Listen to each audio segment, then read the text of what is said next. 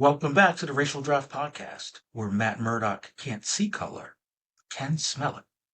I am your host, Michael Ford, and I'm running solo this week, or this episode, as we break down the 10th round of our Season 8 Racial Draft, where we change the complexion of the comic universe one draft pick at a time. I'm going to dive right in, because we are on the eve of Daredevil Week in the real world. Daredevil will be kicking off this week on Disney Plus, the resurrection, if you will, Daredevil Born Again. We will, the those of you who are fans of the Netflix continuity, we're happy to hear that it will be a continuation of that story. And I'm really looking forward to, as I imagine most of you are, seeing where the story picks up and how the story picks up. However, we're not going to cover a lot of that on this episode of the podcast. Like I said, we're going to break down round 10. We are still trying to catch up. We're about to also kick off our season 8 dynasty draft. If you're new to our draft process, what we do, of course, is draft our characters to be either solidified or reimagined and or, also known as race bent, reimagined to a particular racial or ethnic background. But what we do on a season to season basis, as those characters reset at the end of every season. What we do with the dynasty draft is these are characters to be held on to for a longer term, essentially indefinitely, until they decide to be either traded or redrafted for the season purposes. I know it's a little complicated, and I apologize for making it so complicated, but we'll get into it as the picks start rolling in for the dynasty draft. But look, before we get into the dynasty draft, I do have to get you up to speed on the end of the season draft, and that's round 10. And we'll kick off round 10 with a character who's a fairly new character, was only introduced this year, or rather, I guess, the end of last year, but this particular run of the Marvel Ultimate Universe. And that character is Lajori Joanna Zakaria. She is the She-Hulk of the Ultimate Universe, so she's not Jen Walters. Her origin is a lot different. And she was drafted by the Polynesian delegation, and is in fact herself Polynesian. Not to get into all of the nuances of her story, but her island nation was the site of gamma radiation testing, and it led to many of the inhabitants of that island dying via gamma radiation poisoning. She lived and was mutated along with some others for the island. She becomes the She-Hulk, and she defends the island and eventually joins the Ultimates. So you can see why the Polynesian delegation would want to bring her into the fold. It just so happens that there's still an Ultimates comic going on, and she continues to play a major role in that comic. Does remain to be seen whether her ultimate future is that of on the Dynasty draft, but as of now, she's part of the season draft.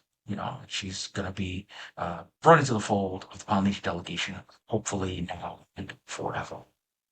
Moving on from one new character to another new character, but this was a character that doesn't have a lot of ethnic identity yet. And maybe that gives a little bit more flexibility for this delegation. And that would be the Latin delegation. They draft Amaranth Aulut, who you might know from both the New Champions run, which I am unfortunately not current on, and also the Scarlet Witch run. She is the Scarlet Witch's apprentice. She is a witch who has, still at this point, undefined and undeveloped magical power set. And like I said, I think she has a little bit more of a blank slate, especially as compared to the She-Hulk that we talked about earlier. And for that reason, I think that the Latin delegation staked their claim to her. They haven't really gotten into how they intend to view her with a Latina identity beyond just giving her fan cast. And the fan cast that they chose was Ariana Greenblatt, who you might know from playing the young Gamora in Infinity War.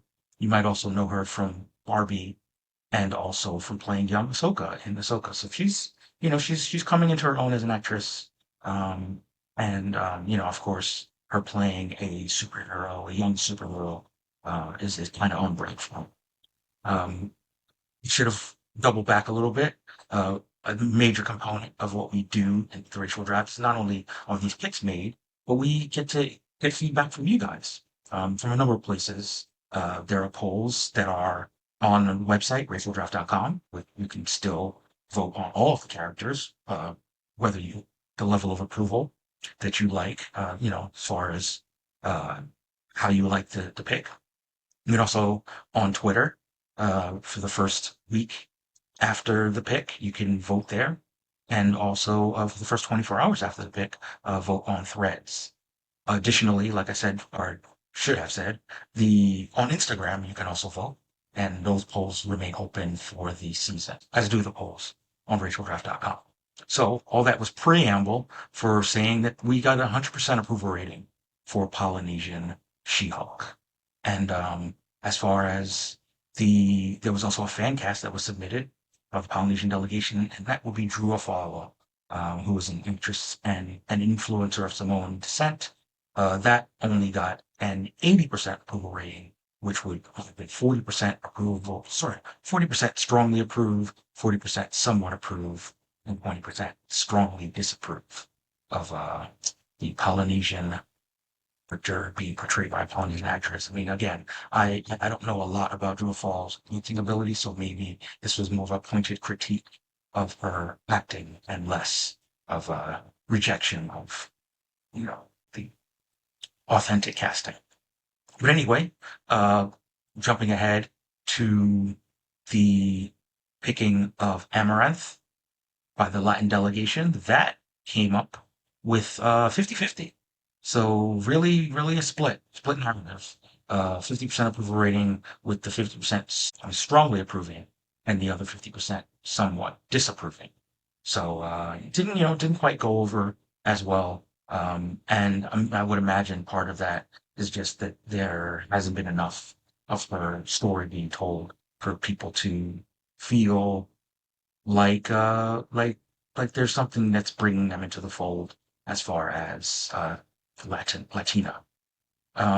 For the fan cast of Ariana Greenblatt, though, 100% approval rating on that regard, with 80% strongly approving and 20% somewhat approving of the fan cast. So the fan cast was met with, much more positive reaction. Moving on, Jewish delegation. This is a pick that they've picked before. This is Zatanna Zatara, who you probably know if you're, a DC fan. She's another magical character, mostly known for spells where she says things backwards.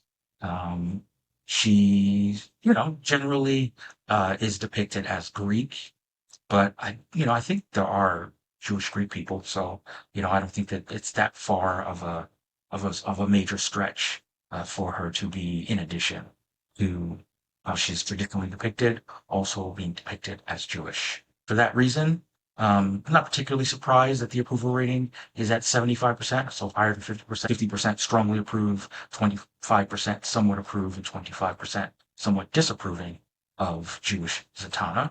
There was also a fan cast that was submitted of Maria Pedretti, and also 75% approval rating in that respect. 50% strongly approve, 25% somewhat approve, and 25% somewhat disapprove of Jewish Zatanna. Let's move on to a pick from the South Asian delegation. This is a character that was previously drafted as part of their dynasty draft in I believe season 7. Yes, season 7. And this is a character that we'll probably see a little bit more of. How much of that does remain to be seen, and that is Ava Starr, aka Ghost. You will see her next. You've seen her in the MCU in the Ant-Man movies, and you'll see her next in the Thunderbolts movie. I don't believe that she's debuted in the comics yet. Correct me if I'm wrong in that respect. But to that end, we do know that she's going to appear in the films. And I suppose that's enough for the South Asian delegation. As we know, her mother and her canonically based on the films, her mother and her father. One was white and one was black. But it's not too much to alter that and make her mother South Asian, and or make both of them South Asian for that matter. We actually didn't get a backstory, a reimagined backstory from the South Asian delegation.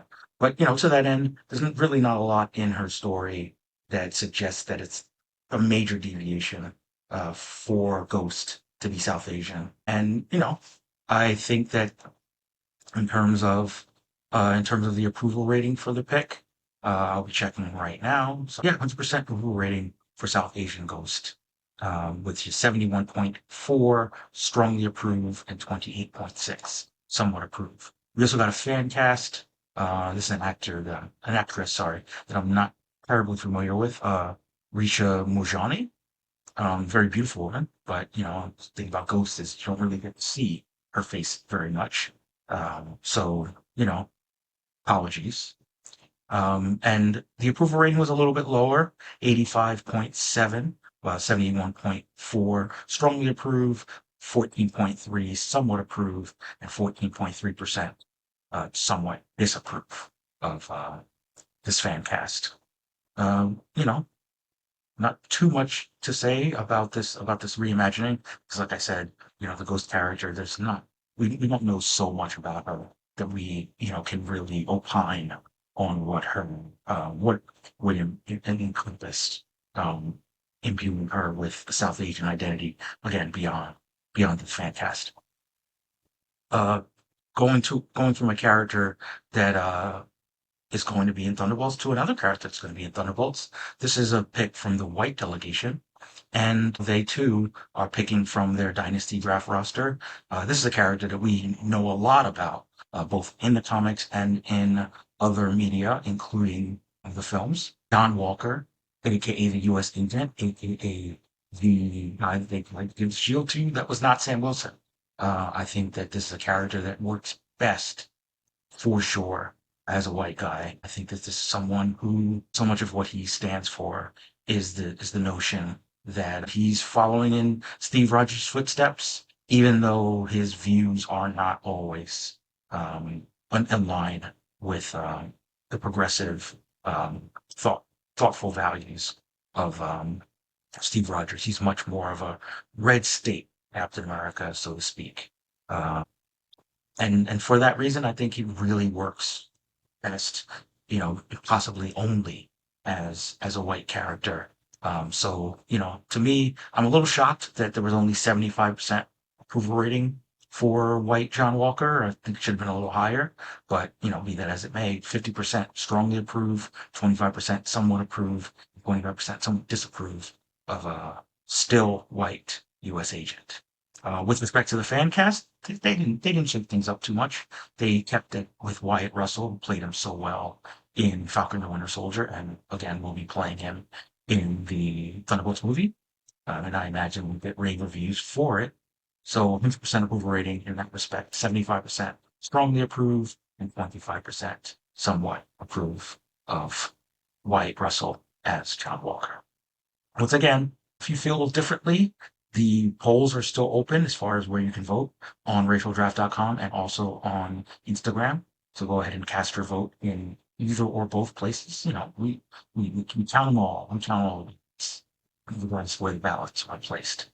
Um, Moving on to another dynasty pick and another defensive pick. And this comes from our East Southeast Asian delegation, where they are drafting Amadeus Cho. He's a character that you might have seen him pop up in animated form in the Friendly Neighborhood Spider-Man animated series. He was rumored to be showing up in the MCU in live action in either Captain America, Brave New World, or Thunderbolts. As an app, he did not show up in Brave New World, so maybe Thunderbolts. But there's not a lot to say about him. If you're not an avid reader of the comics, you would know that he's one of the genius characters, the young prodigies, if you will, who takes up a friendship, starts out with friendship based around Bruce Banner, and also has a friendship with Hercules before eventually developing gamma powers of his own, spends some time as the totally awesome Hulk, and then becomes character with his gamma levels mediated a little bit, and he now is known as Braun. He was both in the Champions team and as well as the Agents of Atlas. And he's a fairly popular character, one of the more prominent East Asian characters. So it's good to see him sort of remain in the fold for the East Southeast Asian delegation. Um, as far as the polls go, 100% approval rating for him remaining East Asian, with all 100% strongly approving. With respect to the fan cast, they fan cast Logan Kim, who I believe is voices him on in the animated series. I, so they were fan casting him as him in live action. That only got 77.7, sorry, 77.8% approval, 66.6, no, 55.5 strongly approved, and 22.2 somewhat approved, with 22.2 somewhat disapproving. Logan Kim portraying Amadeus Cho. Moving on, we are coming to one of the more controversial picks. This one actually had to go through the challenge process. That's right. It was the multiracial delegation drafted Victor Stone, aka Cyborg, and the black delegation stepped in and said we would like to subject that pick to a challenge, which in my mind was a little bit ill-fated because let's face it, you know, big part of Cyborg's story is that he is a football player, and there are a number of multiracial football players. Sometimes he's depicted as a quarterback. Sometimes he's depicted as a running back. I personally think that it makes a lot of sense for him to be a dual threat quarterback. And again, there are a number of biracial dual threat quarterbacks, most notably Patrick Mahomes, but before him, Colin Kaepernick, who are basically, they are known as super athletic, but they're also known as, being able to run a team as the captain, as a leader, which quarterbacks most often are. I think, particularly if we're talking about the high school and college game, one of the ways that the game has evolved in as far as football is, having these dual threat quarterbacks, these quarterbacks that are a little bit more allowed to improvise while still winning with respect to their athleticism. I think that I definitely think that he needs to have some aspect of his blackness, some aspect of blackness in the character for sure. But I do think that in terms of the perception of him, I think that there is something to be gained from him being multiracial, particularly where we are now with the way that football players are expected to integrate and assimilate into the larger dominant culture. I think that in terms of the pathos of Victor Stone's story, I think that especially being thought of as this kind of this golden boy character who then has to deal with, um, a profound change of becoming viewed as a machine, or not just being viewed as a machine, but losing uh, many aspects of his organic reality. I think I think that it definitely doesn't diminish his story at all for him to be biracial rather than just full on black. But I can certainly understand why the black delegation would feel a much stronger tie to the character as 100% black. But again, the challenge did not succeed, as actually 100% passed passed the challenge. And but as far as the approval rating, only 66.6% approval rating for biracial Cyborg. I would imagine that the black delegation got in there and voted him down a little bit. As far as there was a fan cast, you might know him, Michael Evans Bearing. You might know him from the television show All American. I believe that's the show he was on, where he played, most notably, one of their quarterbacks. So, stayed on point there. But unfortunately, only a 50% approval rating for his fan cast as Victor Stone. Moving on from Cyborg to the Swana Mena delegation. This is a character that probably a bit of a stretch, I would imagine, in terms of reimagining. Probably one of the bigger stretchers of the round for sure. We're talking about Scott Free, aka Mr. Miracle. Arguably, one could say that there's not a lot about Scott Free that oozes pure whiteness. Obviously, he's not of Earth origin. He is the son of a new god, and he's raised on Apocalypse by Darkseid. Uh, he's not Darkseid's child. He's Darkseid's foster child. But then he eventually escapes the Earth and becomes an escape artist, and falls in love with Big Barda. I think that there are a lot of ways to imagine Mr. Miracle as not necessarily depicted as a white guy. So, I don't think it's a strong argument for him becoming race bent, but I don't think there's a strong argument against him being race bent either. And I think that where how it broke was 66.7% approval rating, with the 66.7 strongly approving and 33.3 somewhat disapproving of Scott Free being reimagined as of Southwest Asian or North African origin, essentially Middle Eastern. We just got a fan cast here. This is Lee Majub, who you may know from the Sonic movies and some other sort of less prominent work. He's a very affable guy. I think that to the extent that there's a playful element to Scott Free, I think that he could probably portray the role fairly well. So we got 75% approval rating for the fan cast, with all 75 strongly approving and 25% somewhat disapproving of Middle Eastern Scott Free. Uh, we're jumping from one of the more controversial to one of the least controversial, and that would be another character that was in the Ultimates universe, another of the brand new characters, and it would be Charlie Ramsey of the Native American delegation. That's right, Native American Hawkeye. The Hawkeye from the Ultimate universe is, I want to say non-binary. Yes, non-binary. Native American Charlie Ramsey, and they had a amazing, very amazing debut in the comics. I would urge you to go back and read their first appearance. As of now, just kind of kicking around. It's part of the Ultimates, doing their thing. Shooting arrows as Hawkeyes tend to do. I do think that we talked about before the way that Clint Barton. There's so much of his character that's amenable to sort of staying a white guy, and his flaws kind of continually being overlooked. Whereas Charlie Ramsey has a bit of a chip on their shoulder and is definitely rebelling against the colonial way.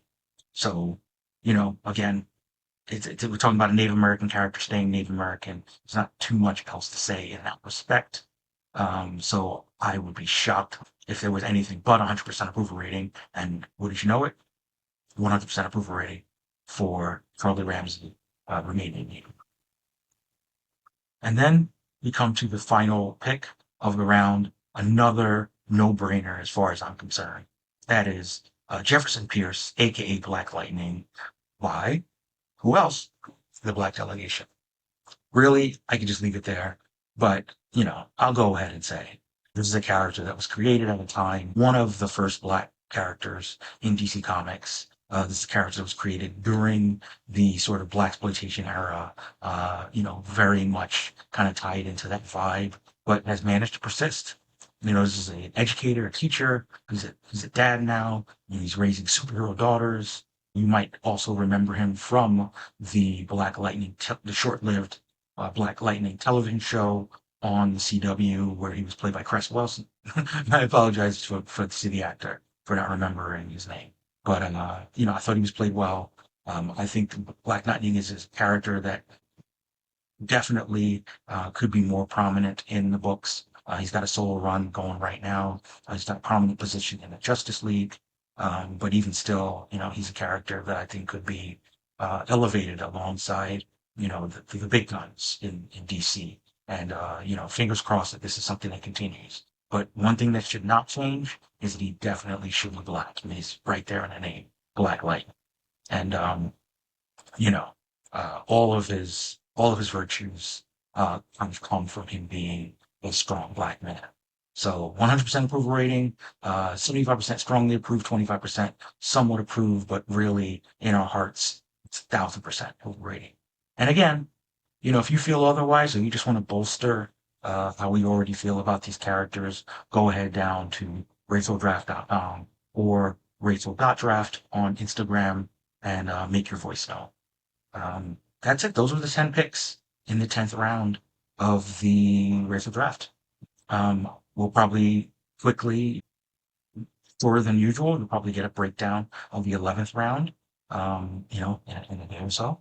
But, this is a short episode because I just wanted to give you the quick and the dirty about where we are with respect to this 8th season of the Racial Draft. Until next time, all things possible.